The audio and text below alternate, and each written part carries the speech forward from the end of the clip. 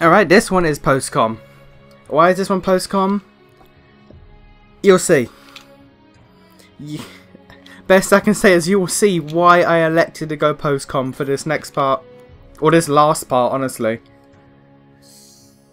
I've got the playback going in a preview window on my editing software. So I won't be able to see every like written thing great, but I can give you the gist. Like we were just told about Twilight missions. I'll get into them at the very end. Just showing them there. I may as well give it a rundown now. Each mission basically gets a harder version. That's what a Twilight mission is. And then there's this one. And then there's this one. Oh boy. This mission. This mission almost drove me to the edge.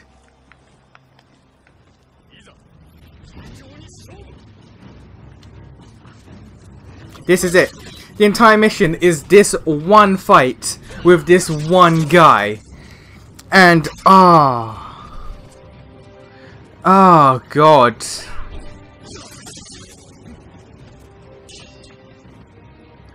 You might I'm gonna try to lower the sound, but you might hear that there's some sound fuckery going on.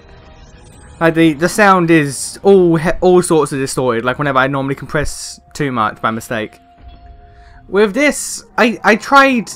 You see how quickly I died there. If he gets you with like 2 or 3 hits, you're done.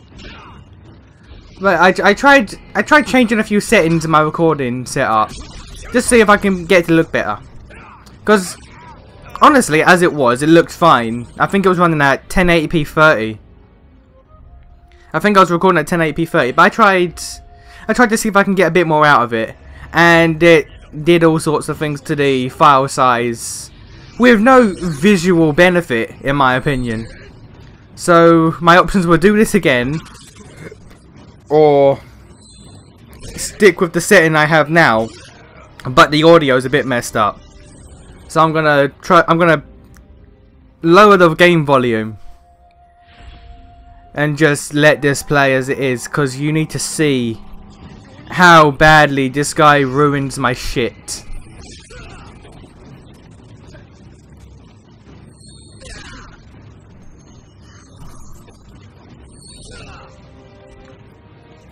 One block can take away your entire stamina and open you up for a critical attack. This guy doesn't want to mess around.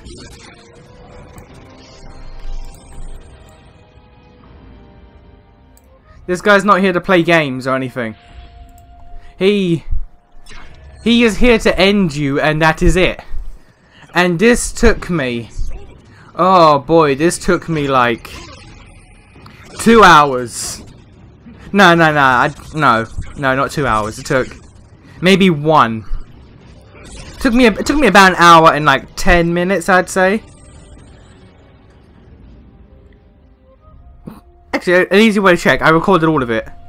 So, out of all the recording, what's the total? I've started splicing it together now, because you get the gist. You get the gist of how this goes.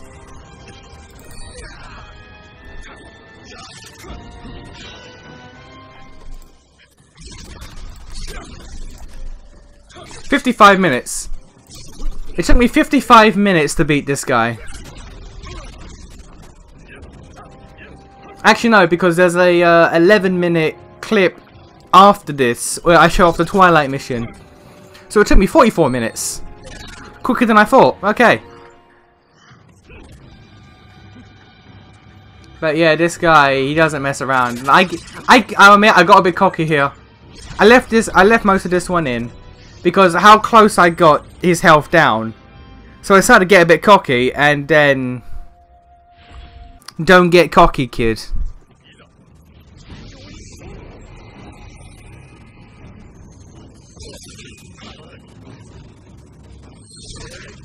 I may as well use this. I may as well use this as my my chance to get my thoughts out about the beta. More or less the same as what I thought in the alpha, honestly. They've added more systems, the familiarity system, the reforging and soul forging stuff like, or soul matching. I haven't got my head around it completely yet, but I can't deny it. It does suit the purpose to somewhat counterbalance my issue with the Diablo loot system in a Souls-like game. That being said, you can't use lower level items to upgrade your higher level items, even if by a bit. Even if like you put like 20 low level items into your high level item, nothing will change. Which effectively means, like with the Diablo loot system, once you have a weapon or a piece of gear that is significantly better than what you currently have, that item is no longer useful to you. It has no purpose. You may as well sell it or throw it away or anything. And the soul matching seems like it's there to alleviate that, but it doesn't, because it only works for items of the same level or higher. So if you have hundreds of lower level items, they are literally useless to you. Unless you go from the bottom and you add them all to each other one by one by one by one. But then that's just amazingly time consuming. The stamina system I'm still not a fan of, but I think I struggled with it a lot in this boss fight, but I think because I played the alpha and I'm not saying I'm used to it, but because I know what to expect from it, it seems less cumbersome.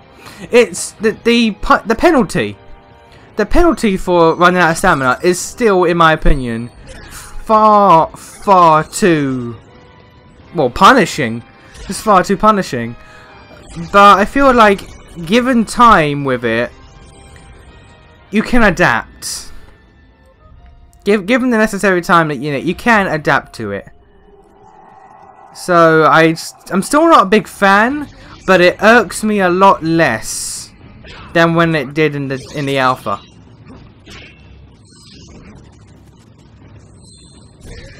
Trying to think of what else, like what other problems I had in the alpha that have been fixed or not.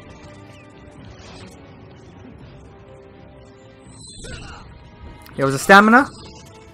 There's the Diablo loot system. The difficulty is always going to be subject to opinion, subject to different opinion. Because like I will stick by my guns and say that the rain level in the alpha was not fun. No fun could be had in that. And arguably, I'm gonna say the bosses. The bosses. Because you can say in any Souls game, like, you can point out a boss you enjoy fighting. Some people really like the Ornstein and Smough fight. Some people really like Priscilla fight. Some people really like the Artorias fight. Some really enjoy the Mirror Knight fight. It's a good concept, but I don't enjoy the fight.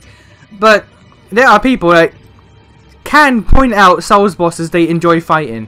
I don't think, or at least from the bosses that I've seen, none of these have been enjoyable.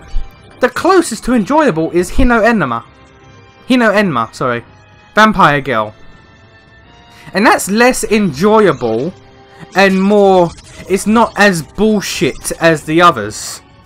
And thus, by proxy, it is more enjoyable. It's not a fight you want to do and repeat, but it's just not as annoying as the others. So, boss fights, from what we've seen, not too great in my opinion. They're serviceable. But I stand by what I said in the alpha, and that the people who created this game looked at it and said, how can we make it hard? Not how do we make it challenging, not how do we make it fair, how do we make this hard? And that's what they went with. They went with the Dark Souls 2 style approach. Of people like difficulty, right? Let's just give them difficulty. It's like, no. Because that leads to bullshit things and unavoidable things. It's got to be fair.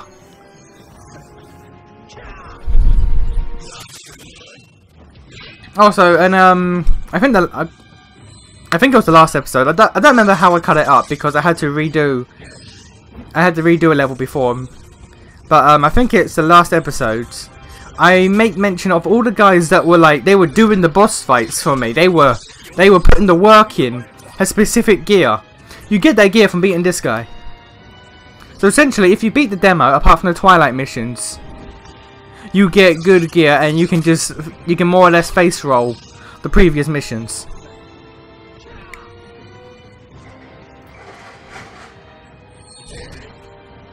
I want to point out, at this point in the fight, my heart was pounding. Like, I didn't want to fuck up. I did not want to fuck up. Look how close his health is. I was so close. I could taste it. I'd only ever been this close once before, in the 44 minutes it took. I didn't want to throw it away. Which is why I normally would be taking the risks to get in and hit him. I'm backing up. I'm backing up in this fight. Also, it's probably been aware. This fight, I have been using high stance as opposed to low and medium throughout the entire alpha and beta demo. Because in this fight, I feel like my attack speed wasn't as important as the damage I was doing. Low stance, you do quick attacks, nowhere near enough damage. Mid stance, you could probably do it with, but I chose high stance because I wanted the extra damage output, and I had to trust myself to react quickly and dodge, and not worry about the dodge bonuses you get. But I did it in the end. 44 minutes and I did it in the end. Also, I can't tell if it showed or not because the playback is less than perfect. But he could summon his goddamn living weapon. And it would just be a little dog, a little Shiba Inu, that would just jump out and zip across the place to interrupt your combos and stun you and shit. And it was annoying. Well, I think its name is Raiken. The dog, Raiken. I think I read the name and description of it later.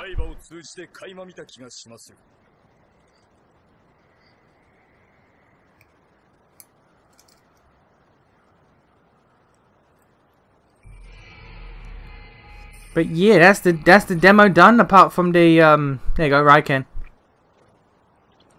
That's the demo done. Apart from the Twilight missions. Honestly, I didn't attempt to beat the Twilight missions. I probably should have, but I didn't attempt it.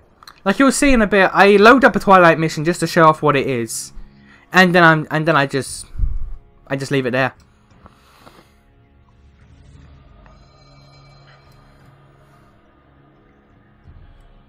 And that's my rewards.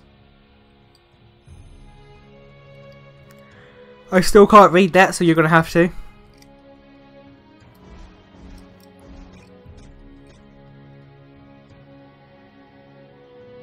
Yeah, Twilight missions.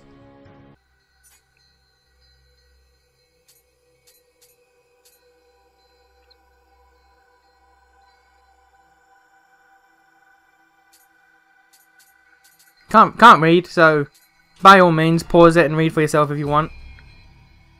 Also here, I decide, it's a bit late, but I decide, you know what? These spirits give you bonuses if you level up your ki. So, well, your spirit. So why don't I level up my spirit and just see how that goes? Far too late in the demo, but I give it a shot.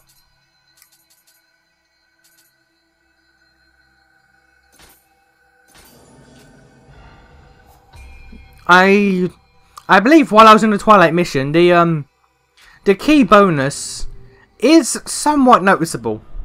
I feel like it will actually help to level up your spirit to get all the bonuses for spirit animals, or guardian spirits as they're called.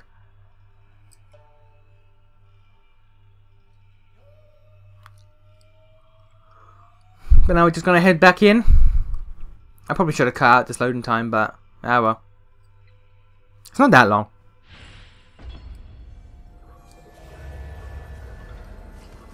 Alright, so everything is all reddish and twilighty.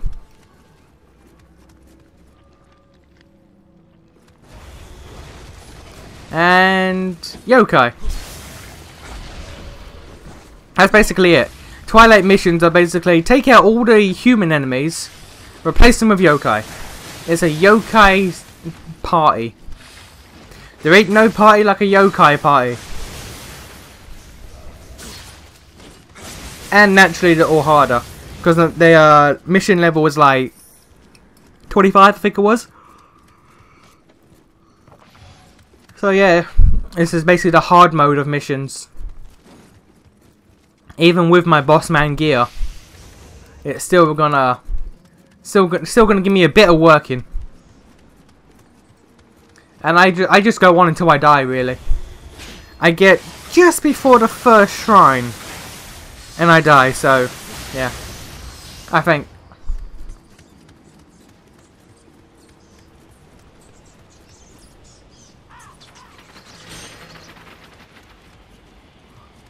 Oddly enough, the sound for this is not garbled. So I'm not sure what I did wrong on my end. Maybe it's because it was a shorter clip, I'm not sure.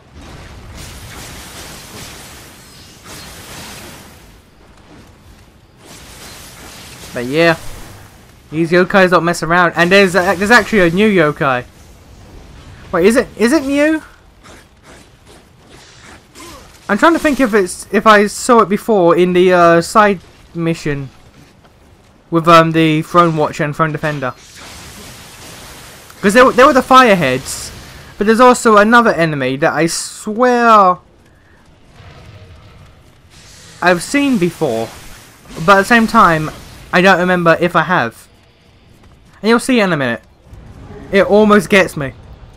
There's also this guy. I think he summons yokai.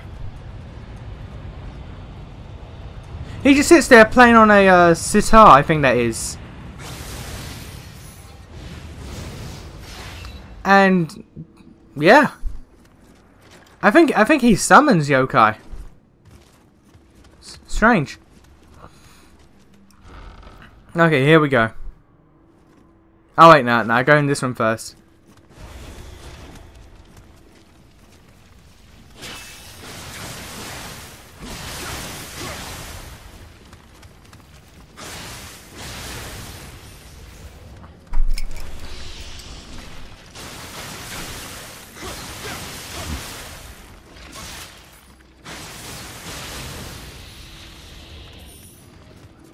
I think I get careless. I think in this mission I'm actually acting a bit careless because I know I'm not going to see it through to the end. Which, kind of wish I didn't do that, if I'm honest.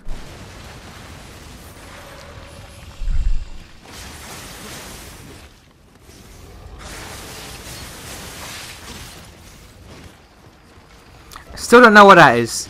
Listen. Okay, when he's dead.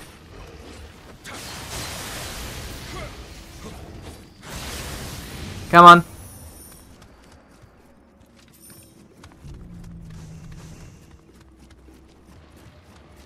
That growl. You hear that in the normal version of this mission as well. What is that? What is that? That's strange, man. Alright, here we go. New guy.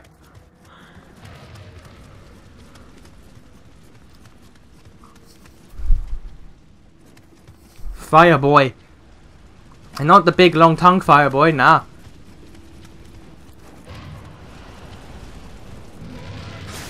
It's a head on a wheel. It's a head on a wheel that breathes fire.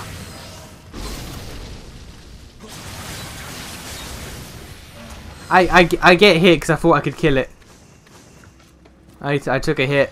I shouldn't have.